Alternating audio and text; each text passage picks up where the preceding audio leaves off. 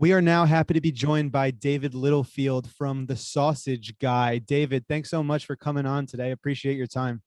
Yeah, no problem, man. I'm excited to be here.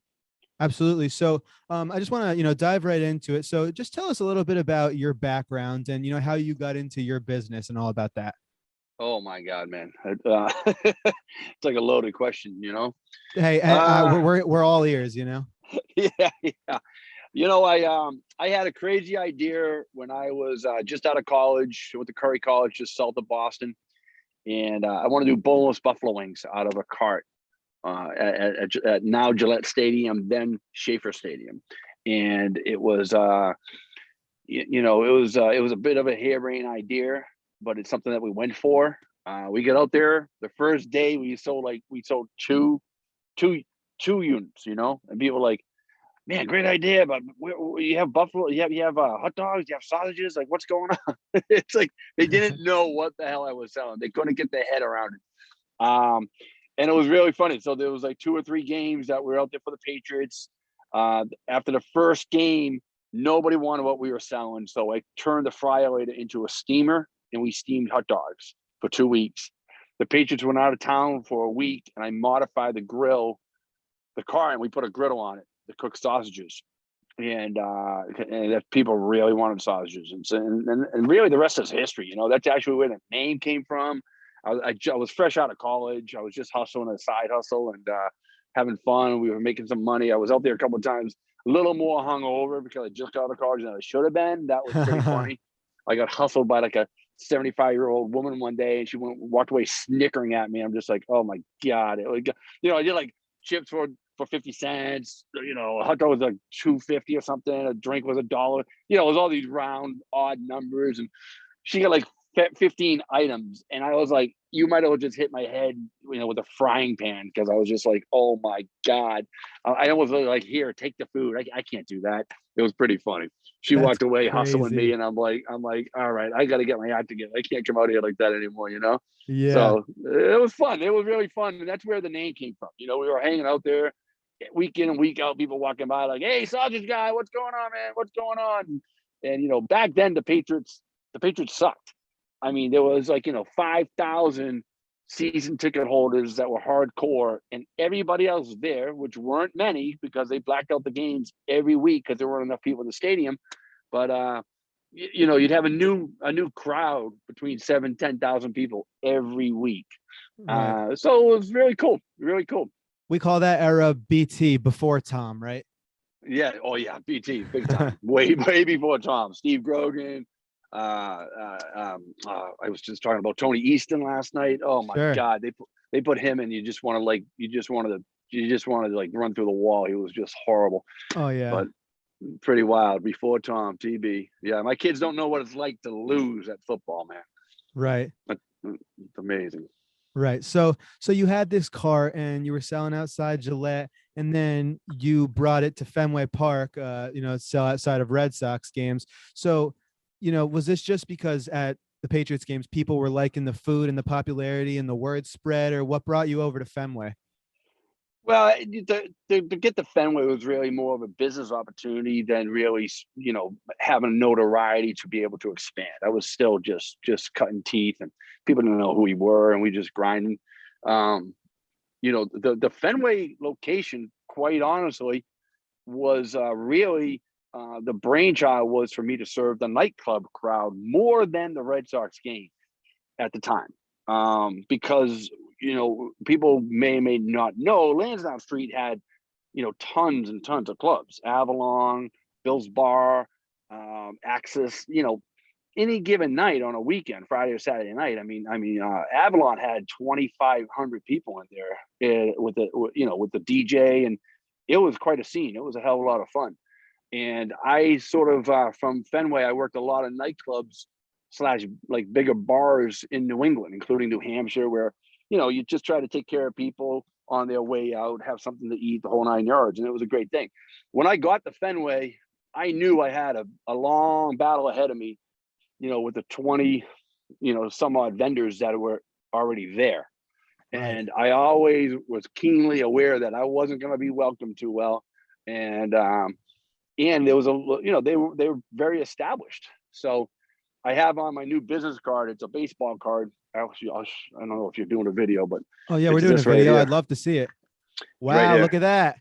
You know, and on the back, it says, showed up on Lansdowne Street. The most hated rookie at Fenway Park. Wow, I I mean, love it.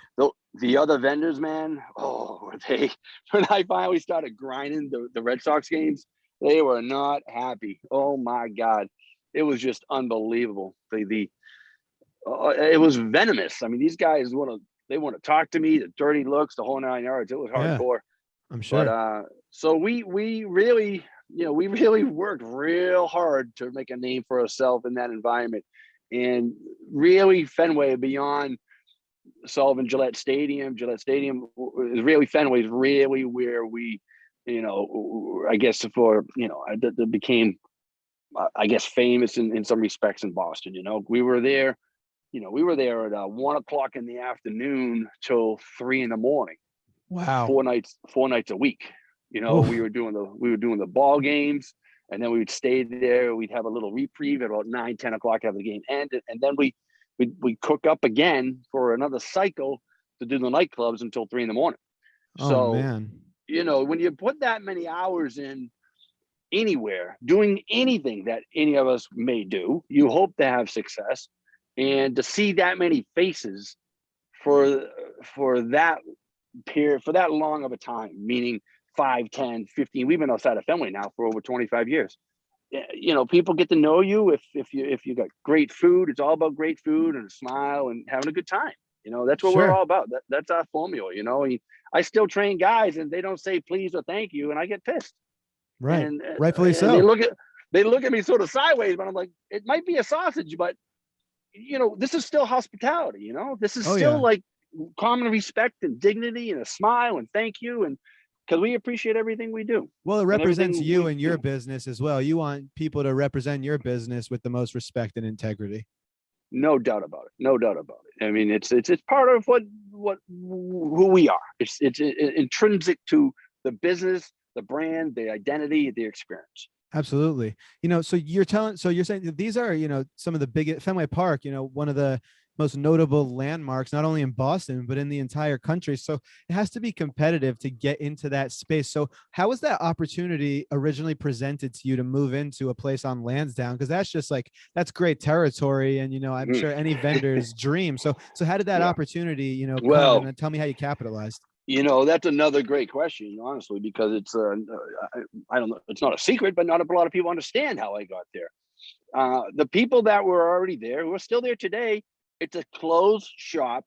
It's meaning it's a very tight knit group. It's a program managed by the city of Boston, and there's no reentry, there's no exiting. Once you leave, you're not coming back. The whole 9 yards. Right. I actually built my spot on Lansdowne Street on private property. So what that means is there's the spot was there was a licensed permitted situation where you could do a food operation where we are, okay, but there was really no way to abut the city property in an effective way. It took me almost 3 years to engineer my location at Fenway Park. I had to Wow. find, it was managed by several different property management companies. I mean, it took me a year and a half just to find the right person to talk to. And then we pitched the idea, and I said, look, there's a little decrepit like stairwell that's in place, and we would like to embellish it and build on it and make it sound and put this little cart there on the same platform that sort of exists. And again, that took almost 3 years. So and then that's really how we created our spot, abutting the city property on private property. So fast forward to now, 5 years ago, the Red Sox actually bought the garage property that I actually rent and maintain, and the Red Sox are now my landlords. Wow. That's crazy. It's pretty crazy. It's pretty crazy. My landlord that I come to know, and we were friends, the previous landlord that owned, there was a lot of common respect, and we built a great friendship over the years. He called me up, and I never forget, it was like January. I'm taking my kids skiing, and he goes, David, I got to tell you something. I said, what? I go, I'm selling the property. I'm selling it to the Red Sox. I don't know Oh when it's going to man. be. He goes, it could be next week. It could be next month. It could be next year, but I am selling it to them. I'm like, really? He's like, I'm like, okay. And he goes, all right. I already told them about you. And, you know, they seem to be willing partners going forward. I said, well, that's great. Well, not 1 week went by and I got a call from the Red Sox and a call from my landlord first and then the Red Sox that they actually transitioned the property. And I had to go, you know, sit down, and now I have a relationship with the management of the Red Sox, which is, you know, at the get-go was pretty, I don't know, overwhelming, but a little terrifying. You Right. know, I was Right. coached like this guy, one of their lawyers is a really good guy, really cool, you know, and a couple of the guys in the room they're business people. They're flat out sharks, you know. And I said to Sure. one of these principals in the meeting, I said to him, I said, look, you know, we like a longer lease or something to this effect. And he says, and he is literally 200 yards around the park. And he goes, I've seen this property once. I'm not prepared to do a longer lease right now. Okay. Now, Oh mind you, man. he's seen it once and they bought the property for, I think at the time, $80 million. And he couldn't even take the time to walk over and look at it more than once. So, you know, that's a pretty intense room to be sitting in. And Yeah, you very, think? very, very, very clear that I could be crushed like a bug at any given moment. He didn't even know who the hell I was, you know. So it was quite a meeting, and we've had several meetings since then, and we've built a pretty positive relationship with them. And That's you know, awesome. with the pandemic, it's been you know, they're absolutely fantastic. They were one of the first people that reached out and said, "Don't worry about anything. There's no games. We wish you the best." And That's great. so that was really great. That was really great. But No we both doubt. they worked hard and I worked hard at this relationship too, though. You know, so Yeah, it's been pretty no cool. doubt. It's been pretty cool. That's phenomenal. So I got to ask, you've gotten to feed guys, with the food that you guys make, Rob Gronkowski, Julian Edelman, Bobby Orr, David Ortiz, Big Papi, to name a few, just staples in not only in Boston but in professional sports. Tell me about that for you, just to see these guys enjoying your products. Like it's got to be so cool. It's exceptional. You know, it's sort of like I find myself at big events and certain spectacular locations, and I always try to, you know, dial my brain in and be like, you know, this is so incredibly cool. You Oh know, yeah. it's something that when I started, you dreamed of, right? You know, I mean, we've been principal vendors at events for 10, 12,000 people. Like we are the go-to vendor at location or whatever. And the opportunity, it's really like it's an opportunity that a young vendor or a new food truck stuff that would dream of. And we swim in these ponds pretty often now, and we're very proud of it. And with that comes, you know, like a lot of the things that we're talking about, the famous faces and people. It's really charity driven. I Sure. always, when I started, wanted to be successful enough to be able to give back to the community, no matter what that looks like. And so my wife gets upset. She works in the company now. She's like, "Do you ever say no?" You know, and I really don't. And it's always just been an incredible win, win, win, win, win. And that drives so many other things. Like the Patriots, I did a lot of charity events with the Matt Light Foundation, the Joe and Drury Foundation. I met some of the current players, and we became friends.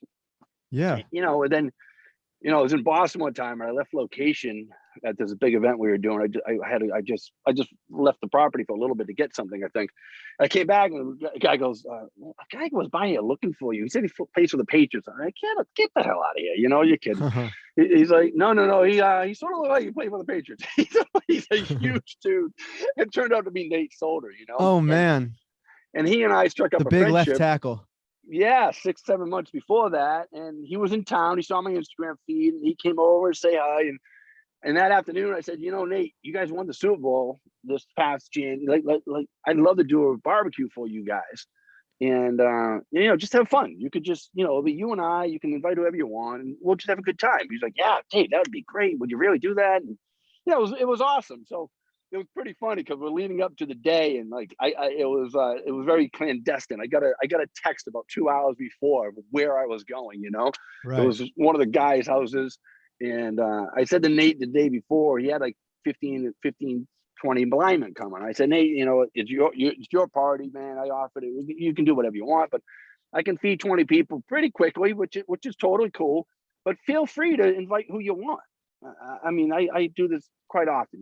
Right. And he's like, okay, cool. So I think that just the night before he texted me up, it was so funny. He goes, dude, I invited everybody. I don't know who's coming. But that was the first one we did. And I got there, and Nate's just an incredible guy. And quite honestly, they all are. And I started cooking and stuff. And then everybody started showing up. Ellen, Chilla, Jones.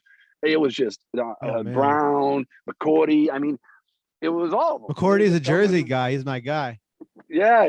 I mean, they're fantastic, and they're hanging out, and they're literally playing cornhole, drinking beers, and just eating a ton of food, as much as I could cook, And I put That's a awesome. huge spread out for them with just all kinds of food, everything, fruit salads and potato. I mean, just tons and tons of food.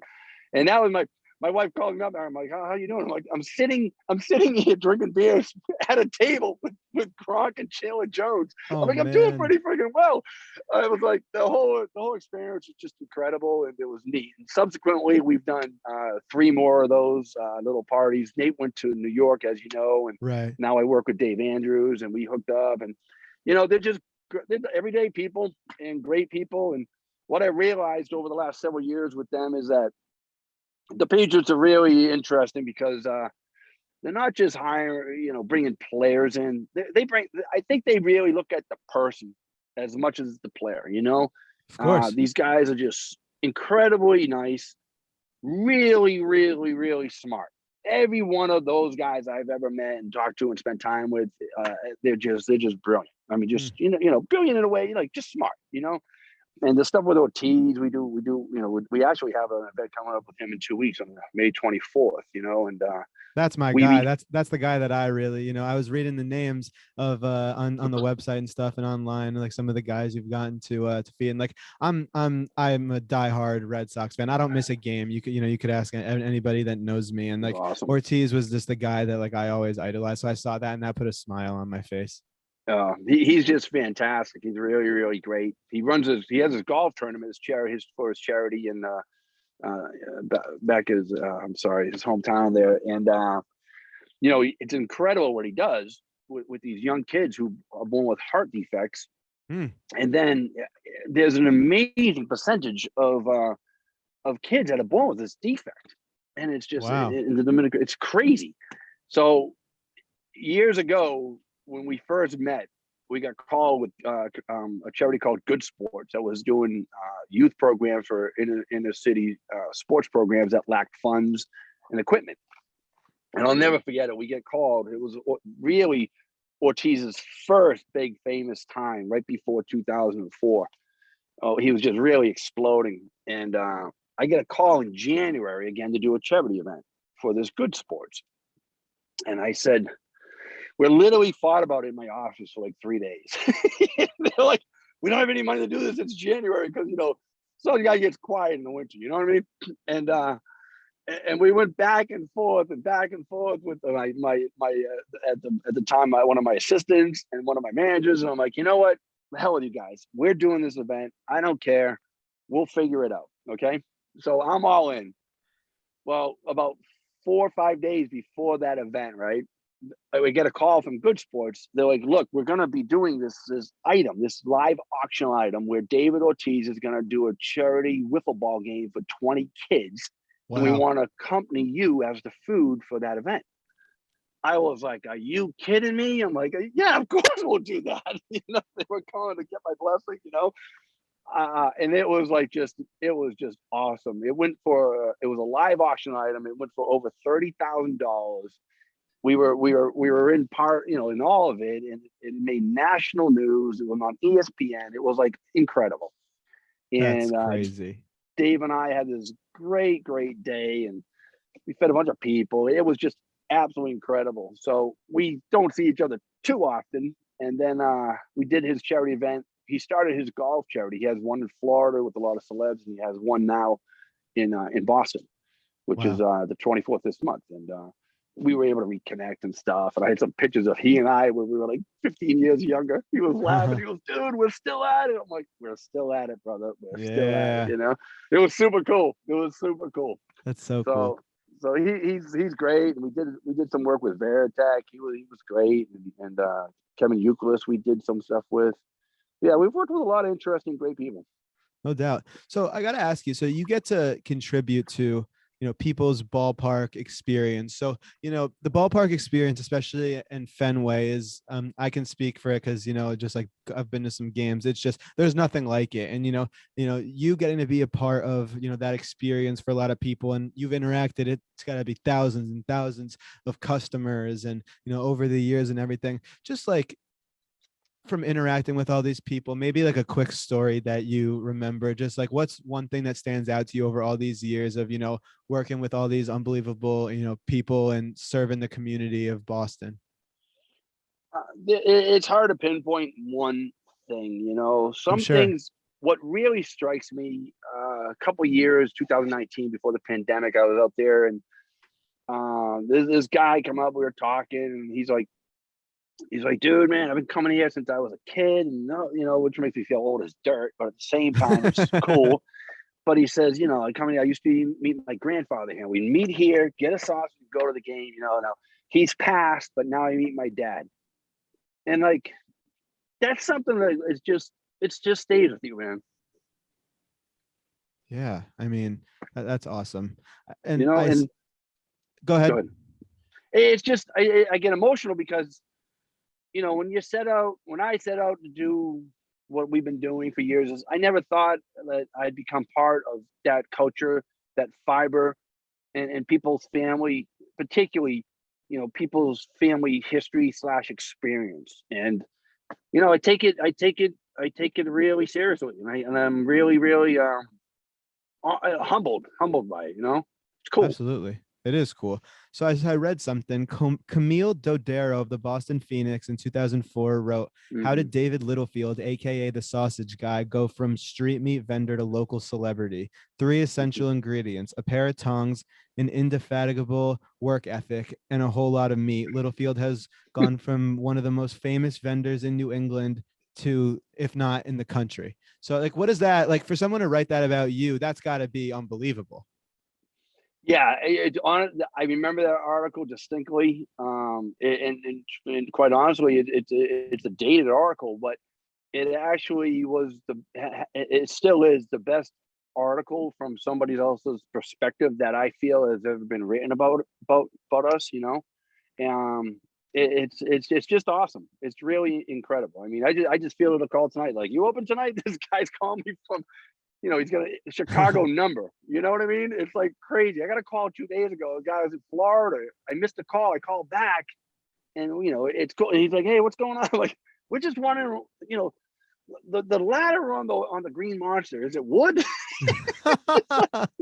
I'm like, "Really, dude?" And this guy was like, I'm like a rabid, crazy, great Red Sox fan. I go, "Dude, it was wood, but I'm 99% sure it's meadow now." And we had a good laugh. He goes, "I've never been to Fenway. I've been everywhere, not to Fenway." I go, "Dude," and I say to anybody, I said, "If you have that passion and love for the game, you have to go to Fenway Park, the cathedral." Nothing like I it. mean, Nothing I like mean, it. I, I've been outside now for over 25 years. I mean, when I walk in there with whoever I'm with, whether it's my kids, anybody, it just, there's something incredibly magical about the place. And So it'll true. never be, it'll never change. And it's one of those steadfast things that it's one of the most, it's a cathedral. It's a cathedral in That's Boston. right. There's no doubt. That's right. I noticed. So when I was reading Lansdowne Street, obviously sticks out because I know on the broadcast that I watch every night, I hear Dave O'Brien when someone hits it over the monster over into Lansdowne Street. Are you guys on that side right over the monster where you could see an out of the park ball Oh come yeah. over, or you guys are Oh right yeah. over there? Yeah, absolutely. Yeah. That's where we get hit. We get pummeled. I mean, Oh we're man. we're the only vendor on that side of the park that gets hit on a regular basis. I'm telling you, it's smashed my radio. It's broken the grill. It's done all. I mean, I've been damn near killed a couple times. my sister who worked for me a little while got hit. I mean, Jeez. it's a serious hazard, man. It was one BP, right? And the BP is the most dangerous part of the day because Okay. those balls are tearing. And when there's a home run ball, it's coming because you hear the crowd and you start looking Ah. around. Now, in my over 25 years, I've only gotten one home run ball, one. And because you have to be right near that ball because everybody in the street's looking for it. But during Wow. batting practice, they just randomly bounce off of everything. Do people And go out there and are like standing there waiting for baseballs oh during yeah, batting all the practice? time, Wow. every day, every day, every day. Yep. So lastly, I just want to ask you a little bit. So I'm a hot and spicy sausage guy myself. I got to ask, are we talking beef sausage, pork sausage? What's the deal here? I'm a beef guy personally, but I next time I'm up in Massachusetts, I'm going to try the sausage guy. I've never gotten to try it, but that's my take. I need to hear about this. You got to go pork all the way. Okay, you're a pork guy. I love the hot sausage. We're actually working on a wicked hot sausage where it's Okay. very, very spicy. We're doing like a habanero with some chipotle with the little lime. It's going to be incredible. That sounds up my alley. Yeah, it's going to be great. But yeah, I mean, the sweet is the standby. The hot in the last 2 years have caught up to the sweet. It's in one of my venues last year. It outsold the sweet for the first time in almost 30 years. Which is Wow. incredible. It's the palates are changing, as you know. Yeah. And I love hot food too, and all the young kids love hot food, and it's pretty cool. It's pretty cool. So It's that's unreal. exciting. What we do have for you, Mr. Beef Guy, we have an incredible sausage guy all beef hot dog, which is just absolutely to die for. Okay, So yeah, I'm gonna, I gotta come and I'm trying to try everything. I'm gonna get myself a whole, board of, these sausages, the hot dogs, you name it. Next time I'm up, I'm trying this stuff. oh please, even beyond that, you shoot me your address. I'll send you down a little package of stuff. All right. Oh yeah, I I can want you text it to you. Oh yeah, man. David, you're It to me. the You man. text I it gotta to tell me. you, this interview has been so cool, and just like the way you run your business and the way you give back and everything. I respect the hell out of you and what you're doing, man. Well, I appreciate it, and thanks for the interview. I thought I appreciate your questions. I thought they were great. So Absolutely. it's always a great experience to get a chance to sort of talk about yourself a little bit. You'll learn a little bit more about yourself too. You know what I mean? Yeah, Which is yeah, cool. So totally. All right, David Littlefield, everyone. It's been a pleasure. thank you. We'll see you.